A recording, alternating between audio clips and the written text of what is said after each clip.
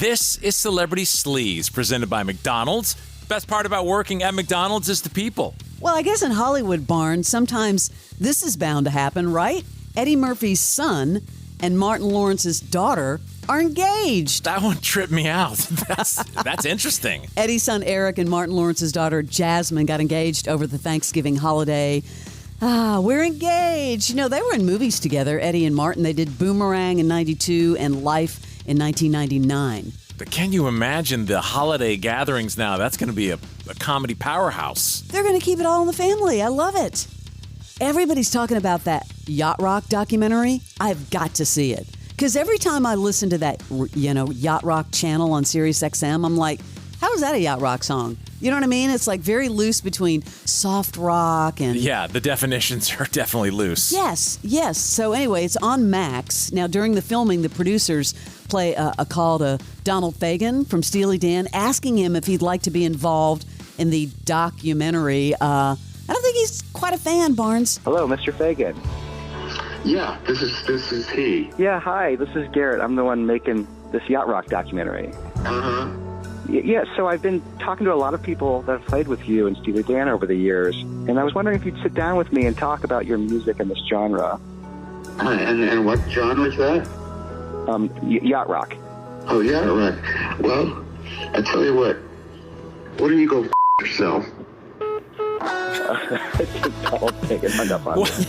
Why would you be pissed about it? You know what I mean? Like, if someone's calling your music that. I don't think they're Yacht Rock. I'm like, what? Steely Dan Yacht Rock? I don't think so. Some of the songs, Yacht Rock is a feeling, is a vibe, right? You don't have to get all pissed that they're calling it a genre. It's so many people are talking, though, about this documentary, saying certain bands were left out, and I have to watch it. It's another marketing channel for you. It's like, who cares? Yeah, if you get your music to more places and played more often, I mean, why do you think the band Yacht Rock even exists and does so well? So well. Hey, Snoop, who's everywhere, by the way, and Dr. Dre appeared on the Drink Champs podcast talking about getting FaceTime calls from the one and only Stevie Wonder. On everything I love, Stevie Wonder does FaceTime me. I can't make this up. I was getting my hair done with my hairstylist. He gonna tell us a story. And my phone rang, and my hairstylist like, "Did I say Stevie Wonder?" I said, "Yep." I went boop, and he was like, "I've been looking for you." Get the out of here, man. No, Stevie Wonder calls me like at 5 a.m. and he's asking me to text him. I'm like, what the? I hang up the phone. I'm like, Stevie wants me to text him? He is funny, and he is funny too. He's funny as hell. Why would Stevie Wonder need to FaceTime, though? It's so with the text, he can get it to read to him, but the FaceTime, I don't know if he has some magic thing for that. I don't know. Just thought it was funny. What do you think about this? Famous authors are now being brought back from the dead to narrate their own books. It's AI. Of course reviving the voices. Imagine Agatha Christie voicing Miss Marple or J.R.R. Tolkien narrating The Lord of the Rings. Apparently, publishers are now collaborating with the estates of late authors to secure rights to archive tapes, like interviews on the radio or whatever, to replicate their voices.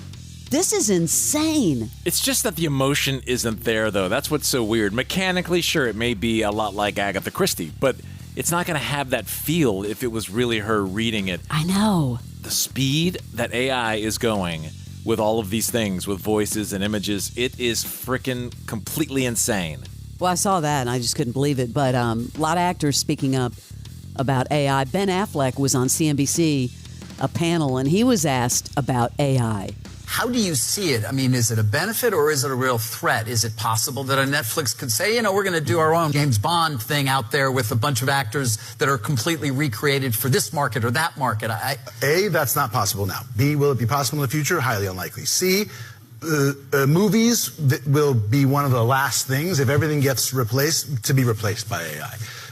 AI can write you excellent imitative verse. That sounds Elizabethan. It cannot write you Shakespeare. The function of having two actors or three or four actors in a room And the taste to discern and construct that is something that currently entirely eludes AI's capability, and I think will for a meaningful period of time. What AI is going to do is going to disintermediate the more laborious, less creative, and more costly aspects of filmmaking that will allow costs to be brought down, that will lower the barrier to entry, that will allow more voices to be heard, that will make it easier for the people who want to make Good Will Huntings to go out and make it. He's right. He's fired up. Yeah, but he's right. It's the emotion and the taste I agree. and things like that it's hard to feed into a mainframe. You know what I forgot? We were talking about the biggest movies from over the weekend, Moana 2 being number 1. The Rock is in 2 of the top 5 movies. Yeah, he's in that, and he's in Red 1. Yeah, here he is talking about his career in Hollywood and how he started. When I first started in Hollywood, I was told, you're too big, you shouldn't talk about wrestling, don't call yourself The Rock, don't go to the gym, you have to look like this, don't do that. And you buy into it if you don't know. And I did for a little while until I said, no, I'm not going to do that. Well, I used a couple of curse words to say it first. I was like, this.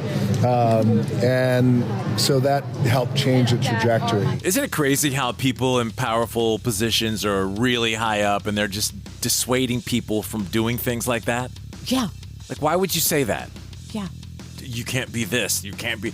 These days, you can be anything. Barnes, you know what? That sounded like you were doing like a motivtional speech. I was doing These days, you can do anything. It was my graduation commencement speech. I've been working on it. I'm super impressed by that. Thank you.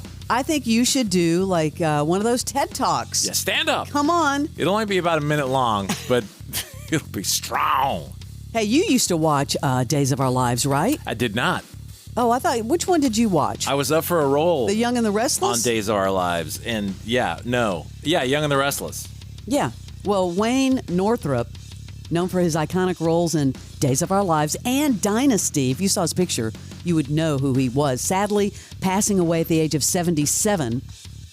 Led a great life, but I'll tell you what, he was one of the long-lasting people on Days of Our Lives and Dynasty, which was a dynasty. Jennifer Aniston's dad, was on that show. And a few years ago... Yes. I got called in for a recurring role. This is right before we came back here. And it was going to be for 9 months.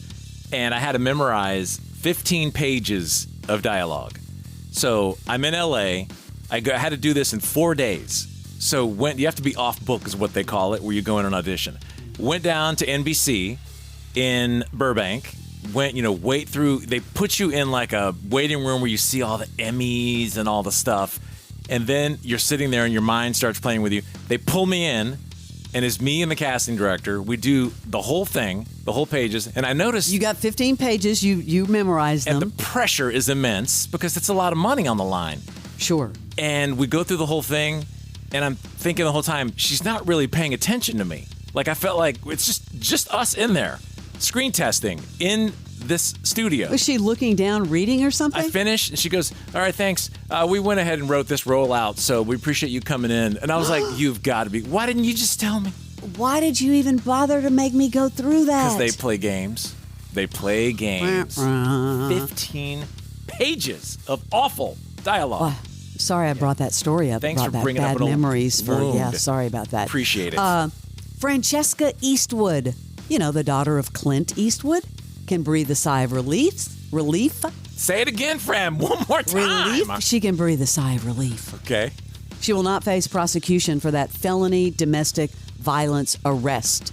I guess they decided not to pursue the case. Remember this happened in October? She got physical with her boyfriend while driving in Beverly Hills. He called police initially, then he later refused to cooperate with law enforcement. So, I remember that story. I was wondering what the hell was going on. Case has been dropped. Good for her, I guess. That is your Celebrity Sleaze.